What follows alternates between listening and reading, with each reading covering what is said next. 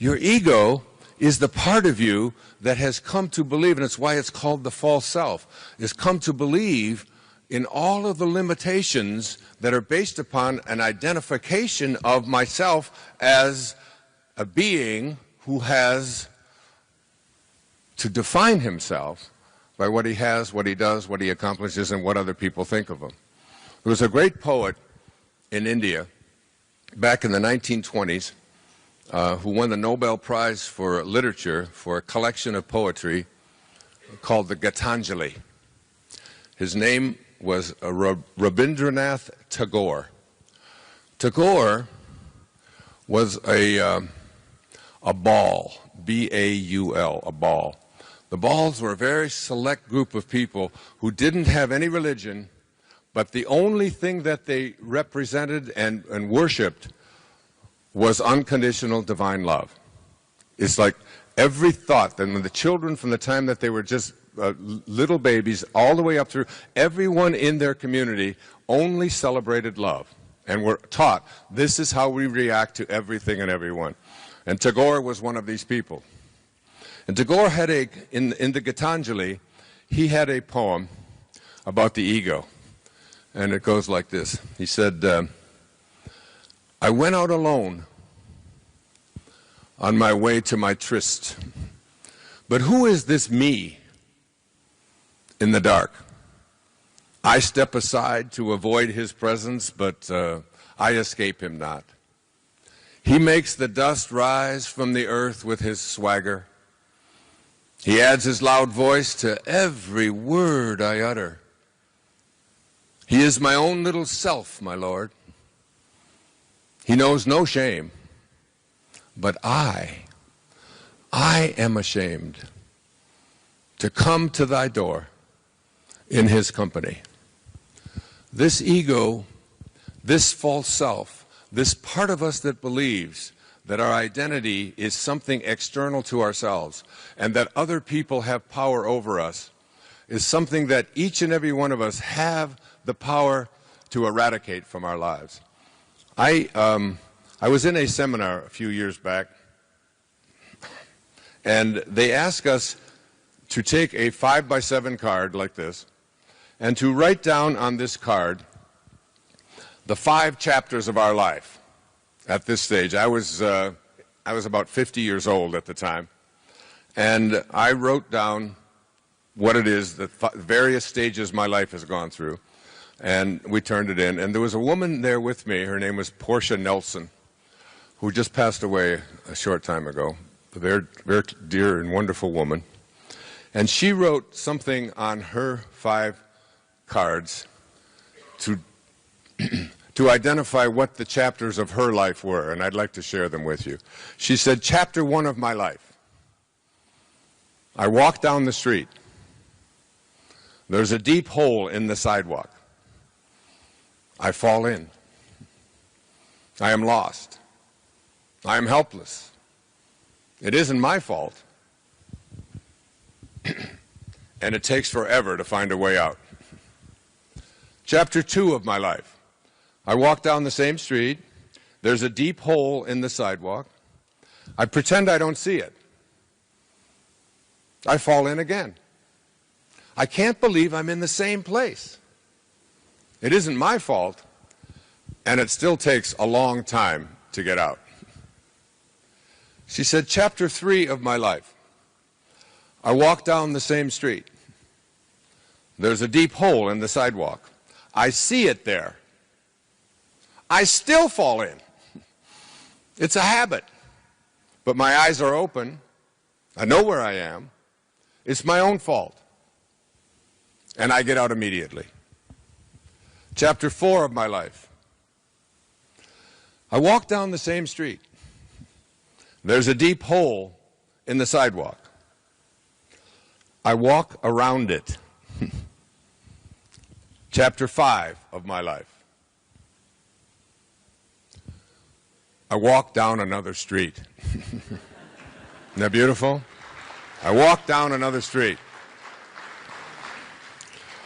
And walking down another street is where we begin to see our true divinity. We begin to see who it is that we really are. That my teacher, Nisargadatta, said when asked the question, "What is real, Master? What is real?" He said, "That is real which never changes." So, ask yourself the question, what part of me meets that definition and makes me real? What part of me has never changed? I have a picture of myself on my wall when I was 21 years old, and I can't find one cell of that being left here on this planet today. When I was 21 years old, I believed that who I am was that body and what it owns and what it has accomplished and what other people thought of it and so on. Totally convinced of it. Now I have left that body and every single cell of it has gone someplace else. It's not here on this planet anywhere. I'd like to find it, but it's not there. But the I that is called Wayne Dyer occupied another body when I was 22, and when I was 25, and when I was 30, and when I was 40. And there was a time when I was a little teenager. I was a time when, like you watch your children, you watch them grow, and they go through these various stages, and you begin to see that the physical universe is something that is constantly in a state of change. William Blake once said, "To see the world in a grain of sand, and a heaven in a wildflower, to hold eternity in the palm of your hand, and infinity in an hour, we are all led to believe a lie when we see with, not through the eye, which was born in a night to perish in a night, while the soul slept in beams of light." This soul, this invisibleness that we are, that which is looking out from behind your eyeballs, has no form to it. You can't get a hold of it. You can't see it. You can't cut into the brain. There is a command center in the brain that I say, if I want to just get up here and if I just want to wiggle my finger, and you think, well, that's no big deal. I just think I'm just going to wiggle my finger, and then you do it, and then you stop and realize what an amazing thing that is to be able to do. That there's something invisible within you in the command center in your brain that says, wiggle your finger, and then you do it. And you can't see it. You can't get a hold of it. And for those who believe that it's just pure science and nothing else, I have a friend who's a neurosurgeon, and he told me, he said, "Wayne, you know, I've opened up a lot of brains, and I've looked inside," and he said, "I've never seen anything." He said, "I only believe in what I can see, and what you talk about is just out there." I said to him, I said, "Doc, have you ever, when you opened that brain and looked inside, have you ever seen a thought in there?" No, you can't see that because it's invisible. Now, I've just moved my leg over here, I move it up here, I go, but every single movement, everything that I am capable and able to do comes from this command center inside. And science can go in and find the command center. But no scientist has ever been able to go into that command center and find the commander in the command center who says, "I think I'm going to wiggle my finger. I think I'm going to get rid of this cold.